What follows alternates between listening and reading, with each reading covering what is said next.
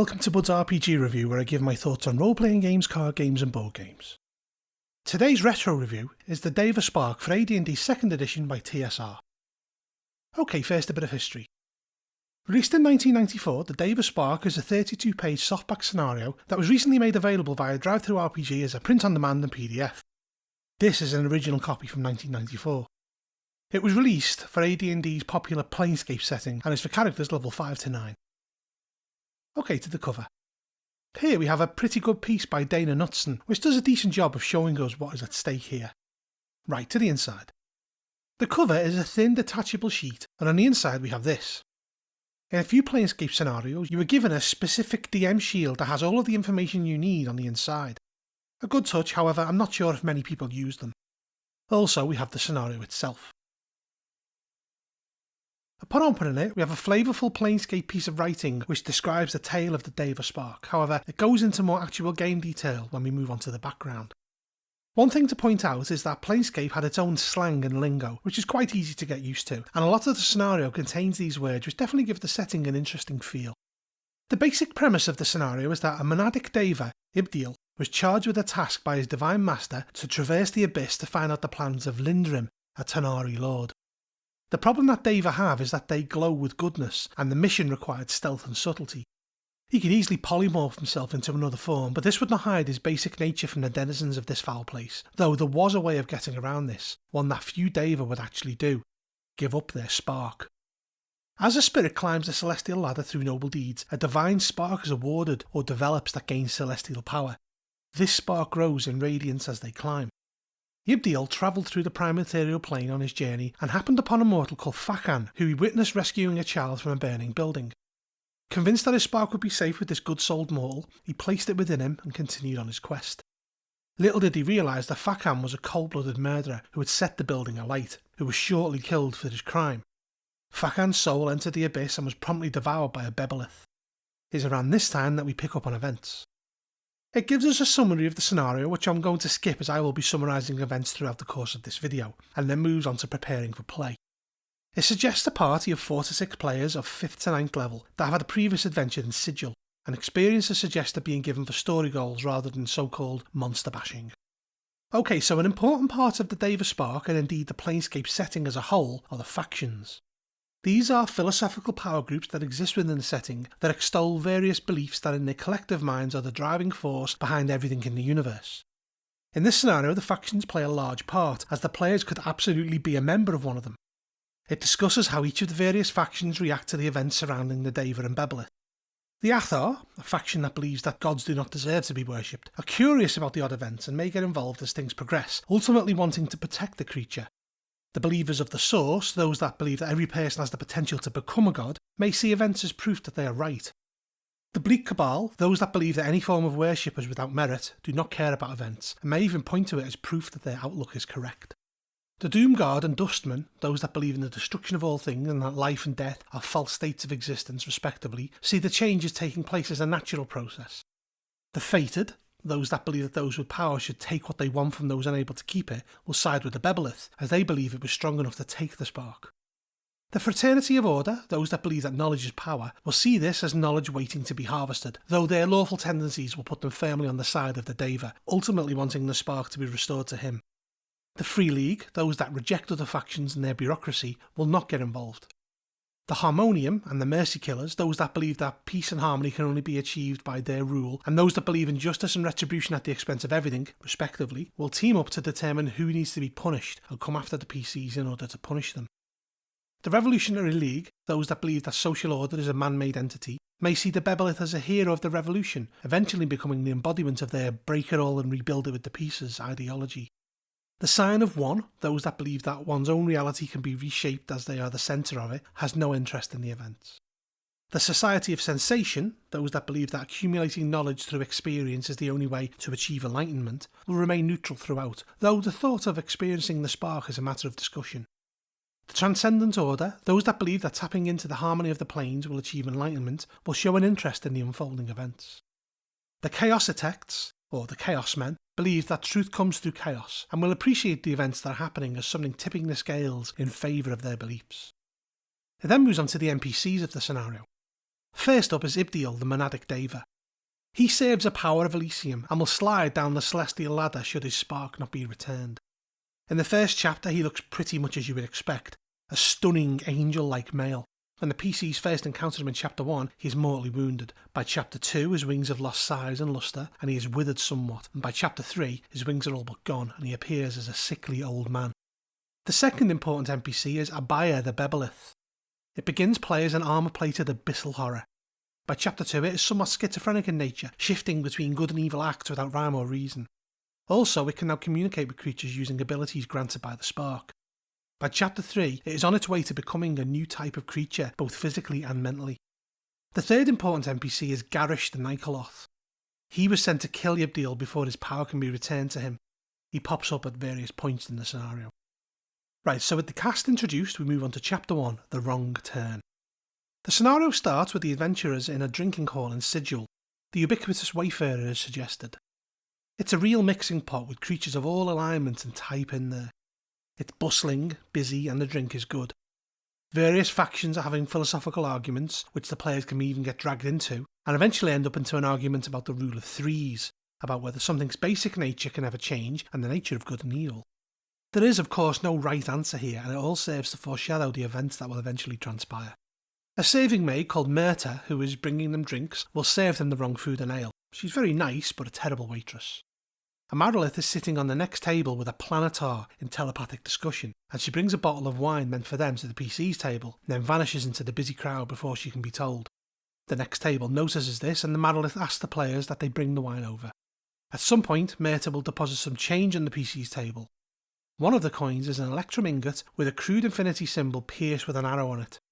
This change was meant for the next table, and is the end of a deal between the Amarylith and the planetar. It is actually a gate key that leads to a specific town in the Abyss, though there is no hint of this to the players. It will activate as soon as they walk through a doorway as a group. As the night continues, a circle of imps who are dancing in a circle nearby will try to get the PCs to join in to the cheers of the crowd of Githyanki who are their drinking buddies.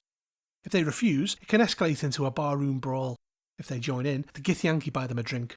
They also gift the players some sweet fire herbs that they were delivering to a Bartezu lord. These could be useful later on. If the players end up fleeing the pub should a brawl break out, or for any other reason, the gate key will activate, and in a dazzle of golden lights they appear in a tavern in the Abyss. The inn is full of Tanari, and though combat in the inn is frowned upon, the players won't know this. They are served by dretchers. If the players look at the coin, they will see that the sign that once held the Abyss symbol is blank, and the other side now has the face of the Lady of Pain on it. The scenario encourages the DM to portray the inn in the flavours of the Abyss, with fiendish plates covered in wriggling things, smelly drinks, and even a human wizard hanging upside down on one of the walls with a Tanari throwing darts at him as part of a drinking game. There are a number of important encounters that they have here. They're approached by a brutish orangutan-esque demon, a Barl Gurra, who is drunk and wants the PCs to buy him a drink. If they partake of the same drink, it weakens their strength and con. The second encounter is with Ibdiel, disguised in the form of a rock. He notices that they don't belong here and telepathically warns them to stay alert, telling them that if they do, they could get out of this alive. This strange rock can be seen conversing with an Alu fiend. Ibdiel is gathering the last bit of information he requires. The PCs will see a succubus and an incubus watching them lustfully, and a group of Hezru will march in the inn, hoping to add troops to the blood war. The PCs will be questioned by the Hezru, and just when it looks like a fight will break out, we move on to the first major scene. The PCs will be drawn to a man shouting for help running through the inn. He is dishevelled, covered in blood and bruises, and is dirty. Pushing its way in after him is a huge, chitinous, demonic spider-like creature with barbed forelegs that promptly skewer him. As one of the Hezrus asks who let a Bebilith in, a bright glow emerges from the man and flies around the room, sending all but the Vrock backwards and out of its way. As it passes from the human to the Bebilith, the Vrock will call out that it is his and transform into his true form of a monadic Deva, and then charge to do battle with the Bebilith. The gathered Tanari start placing bets on the fight, and the Deva will seem weaker than expected. The Bebilith bites the Deva with its poisonous maw and then skewers him on one of his barbed legs. If the players do not assist the Deva, he invokes his celestial reverence power, a powerful charm that forces them to assist him as the Bebilith flees. Ibdiel, who is badly wounded, asks them to take him from this place, pointing to a doorway that leads to Sigil. Ibdiel has a gate key to activate this. It stresses that Abaya should not be killed at this stage, with Ibdiel calling them back should they give chase. It is assumed that the players eventually pass through the portal and end up in Sigil. Next, we move on to Chapter 2, the Restful Plane. Yibdil's key has brought them back to Sigil near the Great Gymnasium, and then it moves on to what has happened to Abaya. Having fled the Abyss, it has ended up in Sigil so that it could find the portal to Elysium, being driven by some of the Deva's compulsions due to the spark. This has left Abaya confused, as its dark spirit battles with that of the Deva. It just has a strong desire to go to Elysium. Being an intelligent and resourceful creature, it knew the existence of a portal to Sigil. We then go back to the party in Ibdil. When they arrive in Sigil, the Deva asks for their help through poisonous spasms. He tells them of his mission to the Abyss and of the spark that he hid on the prime material plane. He understands that the Bebilith has absorbed it and that he needs it back or his powers will slowly diminish. Additionally, he needs to journey to Principality on Elysium to deliver the information that he has gathered. Telling them that he grows weaker by the moment, he begs them to take him there and then passes into a fitful coma. He's reacting badly to the poison in his system, and without the spark he cannot use his powers to heal himself. If he is not healed within 7 days, he will die. The next steps for the players are sketched out here. It makes the point that they need to find out what is going on before striking out to Elysium, and that they need to reach out to some of the residents of Sigil who are in the know, the ciphers for example. If they chose to flee the tavern in the Abyss using Myrta's key, a day after they arrive in Sigil they are approached by Quick Carey, a member of the Transcendent Order, asking them to meet at the Great Gymnasium. Here they find Ibdil floating in the soothing waters in a fevered sleep. Quick Carey explains that they have been unable to get to the bottom of his sickness, and that before he passed into a coma, he asked specifically for the adventurers naming and describing them. Ibdil is of course unhappy that they didn't help him initially, though this can be played out during the course of proceedings. Quick Carey asks the PCs to return him to Elysium. They can learn all about the spark from Ibdil in his more lucid moments. Turning our attention to the Bebilith Abaya, it arrives in Sigil confused, looking for a portal to take it to Elysium, and gets there before the players by hunting down a member of the ciphers, killing them and carrying their body through the right portal. The players must find the portal to Elysium by obtaining a key and finding one. The ciphers will give them a key should they ask, though finding a door in Sigil is a mini-quest in itself. Should they not go to the ciphers, word gets around Sigil that a wounded Deva is being carried around the city, and 2 groups start looking for them. The first is a group led by a paladin, Maxim the Pure, from the Fraternity of Order, who is leading a cooperative of 3 factions that include the Harmonium and the Mercy Killers. The second is a group led by Erda, a Barrior, who is trying to find out what is going on. The players will need to lose them before journeying to Elysium. Eventually, the players should arrive in the Restful Plain. A beautiful place of wide rivers, lush forests and verdant plains, Elysium is a land of goodness without motive. The action occurs in a place called Principality. Getting about Principality is more about the frame of mind and good deeds one performs than distance. The more good acts someone performs, the quicker they can travel. All of the locations on the map are d4 hours or days away, depending on the frame of mind of the traveller. Those who perform evil deeds never get to where they are going. Magic that charms or holds doesn't work on residents of the plane, and the players have a number of objectives here. They need to get Ibdil to his power, track down the Bebilith, and find the items of accord. More on that in a bit. The portal opens on a starting point marked on the map included with the scenario. The first encounter is called Shepherds by the River. The PCs will emerge from the portal into the shimmering sunshine, lush grassland and blue skies of Elysium, with a river splashing nearby. Sheep graze on the grass, and 2 shepherds watch their flock, but their purpose is to greet visitors to Principality. When the PCs arrive, they are just finishing digging a hole to bury a member of the Transcendent Order that Abaya used to gain entrance to Elysium. The 2 shepherds, Morn and Rion, will stop what they're doing and welcome the travellers. If asked about the grave they're digging, they will tell the PCs that a foul creature stepped through the portal, carrying this person, went to attack one of the sheep, then paused, lowered its head in shame and wandered away. If Ibdil is with the party, he will recommend the Monks of Accord as being renowned healers, directing them towards the Rollicking Crescent and in down river. During this discussion, a lamb will slip into the river. If one of the PCs rescues it, then this will allow them to reach the next destination in hours, not days. The next encounter is the Rollicking Crescent. It is a beautiful inn that looks inviting at first glance, but suspicions are aroused when there seems to be no activity there.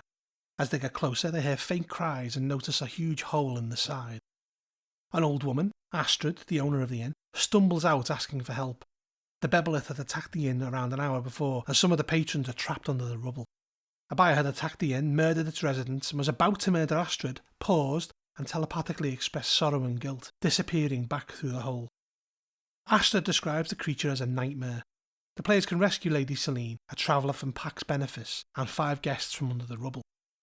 Should they leave Ibdil outside the inn unattended, Abaya, who's been lurking nearby, kidnaps him, teleporting away. If Ibdeal is guarded, the Bebilith approaches, telepathically saying, "Let me help," and extending its barbed forelegs towards the Deva. If the PCs help, Lady Selene advises that they seek out the monks of the Conclave Fidelis in the Oreb Hills, as they are skilled in the healing arts. As they continue their journey, they come across 2 further instances of Abaya's confused beliefs, with a boat that has been attacked and a horse and cart that are helped push out of the mud. Both sets of people will describe a strange spider thing. Next, we move on to Conclave Fidelis. This is a place where monks contemplate the virtues of goodness without thought. They are the keepers of the Chalice of Peace, one of the items of accord that can heal Ibdeal and Abaya. The PCs can meet with Sebulon, who already knows of Abaya's activities, watching it perform both good and evil acts. He instructs the players that this happened once before to a solar called Minod, explaining that taking the spark from the Bebilith will kill it as it is becoming something else. He explains that they need to take the chalice and fill it with the waters of serenity from Lake Serene, and then find the gem of harmony in the nest of a phoenix about to self-immolate and place it in the water. Lastly, all 3 must be taken to the Labyrinth of Accord in Ornwood Forest, where all involved must walk the maze with the items and find unity in self, which will start the healing process. If they ask how to find Abaya, they're told to simply call it, and then he spreads his arms and whispers a prayer to the sky, to which Abaya suddenly appears, humbly approaching and even looking less evil. Its carapace isn't quite as misshapen or dark. It communicates that it knows that the PCs are friends of the Deva and that it needs help. At this point, Garrosh the Nikoloth attacks. He's tracked down Ibdeal's spark in Abaya and has been hidden, polymorphed as a human petitioner. Abaya only half-heartedly defends itself, telling Garrosh to punish it for its guilt. Garrosh is a tough battle, made worse by the fact that he can gate in D10 Mezzoloths to aid him. After the battle, Abaya takes the PCs to Ibdeal. The Bebilith is overcome with grief and guilt, finding it difficult to hold in its chaotic evil nature, and this should be played out with the PCs. The next piece is centred around Lake Serene. It's an idyllic place upon arrival, but the group are quickly hunted and surrounded by a pack of moondogs who recognise the Bebilith as a creature of evil, but also sense its struggle. They will protect the lake, but it is a scene that can be talked out of. If the players are truthful, the moondogs will aid them, offering to wait for them at the labyrinth, saying that they wish to witness the birth of a creature of goodness, though they will leave before explaining this comment. The players can then take water from the lake into the chalice and will notice that it glows with a soft, warm light.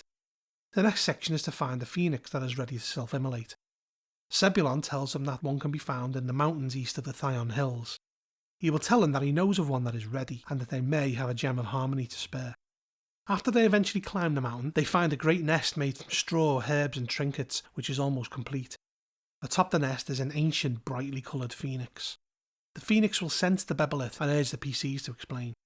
Abaya will try to telepathically explain its nature, though it lacks the right words. The PCs will need to help, and the phoenix will be intrigued if they talk about it becoming a new creature. It will explain that in order for the Deva and Bebilith to become something new, they must be both consumed by the tests of the labyrinth.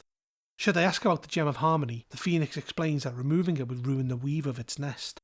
The PCs can offer other gems or even the sweet fire herbs that they obtain from the Githyanki. They should eventually obtain the gem from the phoenix, with a great bird explaining that only a unified vessel can truly hold the Deva Spark, and to remember the rule of 3s, truth, destruction and then peace. At this point, Garrosh will launch one final attack should he have survived, to destroy the Bebilith, and the moondogs will assist the players if they befriended them. Okay, so at this stage the players will have collected the items of accord and should be ready to face the challenges of the labyrinth. Ibdeal needs to be with them at this point. Finally, we move on to Chapter 3, the Deva Spark. As has been mentioned throughout, the rule of 3s is in full effect. The labyrinth holds 3 tests, and should all go well will join 2 things to make a third. It details the locations on the screen map, the Labyrinth of Accord, the Deva's Cave and Pax Benefice. The labyrinth is at the centre of the Ornwood Forest and is a huge hedge maze that surrounds a shimmering pool of water. The Deva's Cave is near the Realm's End waterfall and is where Abaya placed Ibdeal to rest while it helps the PCs find the items of accord. Pax Benefice is the one true town of Principality and is a serene setting on the shores of Lake Ionia. Once the items of accord are gathered, Abaya wants to go to the labyrinth straight away. Ibdeal needs to be retrieved, though Abaya seems slightly reticent to do so, as he needs the PCs to promise to continue to the Ornwood Forest. Abaya will then return to the cave where Ibdeal is and retrieve him. Once everyone is caught up, it shifts to the outside of the Ornwood Forest. Waiting for them is a host of goodness led by Dargus. They're sickened by the Bebilith's evil acts and Principality, and has brought together a force of good creatures to stop it entering the forest. He is aware that they have the items of accord and wants to block their path to the labyrinth. There are a number of options here which involve marching up and confronting them, sneaking past or parleying. We then move on to the Ormwood Forest. It's a large piece of land east of Lake Ionia with a labyrinth lying within. The forest is populated by good creatures and is a maze in itself, and only those with good in their hearts can find their way through it. The host can and will chase the party into the forest. Ibdiel is looking far worse than the last time they saw him, and Abaya will inform them that time is of the essence and he is slipping away. Once all are gathered and all of their opponents have been dealt with, we move on to the labyrinth. The party is met by beautiful nymphs that ask them to show the items of accord, explaining the purpose of the labyrinth, that they need to hold goodness in their hearts and pass 3 tests. Should the players start hacking through the hedges, the nymphs will scold them, and should they continue, the maze ejects them. We then move on to the first test. It's pulled from Ibdiel's fevered dreams. The hedge falls away, and the party are confronted with a burning inn. Children call from the windows while Ibdiel stands and calls, "Who has taken my spark?" One of the group outside the inn turns with evil red eyes saying, "I have it," and eventually there is a chorus of people claiming that they have it. The players need to rescue the children as they leap from the windows, as will Abaya. They need to convince Ibdiel to confront the truth that he gave his spark to the first human he saw performing a good act. The second test is for Abaya. The items of accord glow with the lantern's intensity and Ibdiel has lapsed back to a fevered sleep. They move to a clearing which looks like a vast wasteland. Underfoot there is a sea of small, bloated, white-skinned creatures. Abaya will say, "Manes." 7 Vroks wander amongst them, killing them for pleasure. Abaya says, "I did this," then starts joining the killing frenzy. The players need to convince him that killing them for no reason is evil. The Vroks will taunt the Bebilith. They're the personification of Abaya's dark side. The players need to defeat the 7 Vroks on behalf of the Bebilith. Luckily, the Vroks will only use physical attacks. Once 3 have been taken out, Abaya joins them. Once they are defeated, the scene fades. The final test is one for the PCs. They find themselves at the centre of the labyrinth at a shimmering pool of water. The items of accord glow fiercely now. Ibdiel lies on a carpet of grass and Abaya lies beside him unconscious. Between them floats a ball of light that glows like a small sun, the spark. Tendrils of light connect the both of them, and as they watch, these tendrils die and the ball rises. Abaya and Ibdiel are dying. Suddenly, a monstrous Bebilith built from Abaya and Ibdiel's nightmares emerges from the pool, seeking to slice through the strands of the spark. Ibdiel has 3 and Abaya has 6. If the creature is fought, it grows. It can only be defeated by peace and harmony.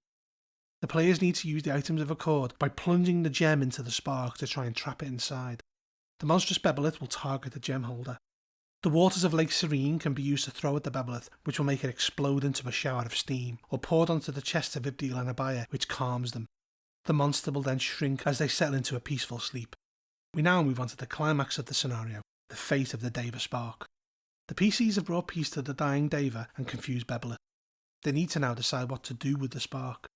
The nymphs reappear, saying that both lives have become tied to the spark. Poison ravages Ibdiel, and Abaya is wilting without the spark to nourish it. The players need to decide what to do next. The nymphs will offer varying opinions. These are detailed here. If they decide to give the spark back to Ibdiel, he is returned to his original state, saying that Abaya should not be let to die, and gathers some of the radiance from himself and directs it into the Bebilith. Abaya lives, becomes neutral good, and Ibdiel commands the PCs to finish its training in the ways of being good. If they decide to give the spark to Abaya, it is consumed radiance and its shell looks healthy again, glowing like a rainbow. It is now a being of the upper planes. Ibdiel dies, but his spark lives on in Abaya. A proxy of Ibdiel's power, Paladar, arrives to command the PCs to teach Abaya about the way of goodness. If they decide to split the spark, both of them survive, but neither as powerful as they were meant to be, and again Ibdiel commands them to help the radiant Bebilith. Should they return the spark to its power, they release it into the air and it disappears in a burst of spectacular colour. Ibdiel and Abaya die, and the PCs now need to atone for allowing the deaths of 2 good beings. If they think they can take it for themselves, the first player to try it is consumed by celestial fire. The final, and perhaps most interesting option, is to use the spark to make a new life. The Phoenix hinted at this, create something new out of the death of the old. The Deva Spark can merge Abaya and Ibdiel into one being. They're engulfed by a cocoon of light, and when it fades, only one thing remains. It has feathery wings, a chitinous shell that glows with internal luminescence, and a humanoid form with barbed limbs with hands and feet. It is a truly unique creature of beauty and goodness that speaks with Ibdiel's voice, referring to itself as both of them and a being greater than the sum of its parts. Again, the PCs are charged with helping it learn the ways of good. Finally, it gives awards of XP and treasure based on the player's actions throughout. The Deva Spark is a great idea marred by some badly thought out game design.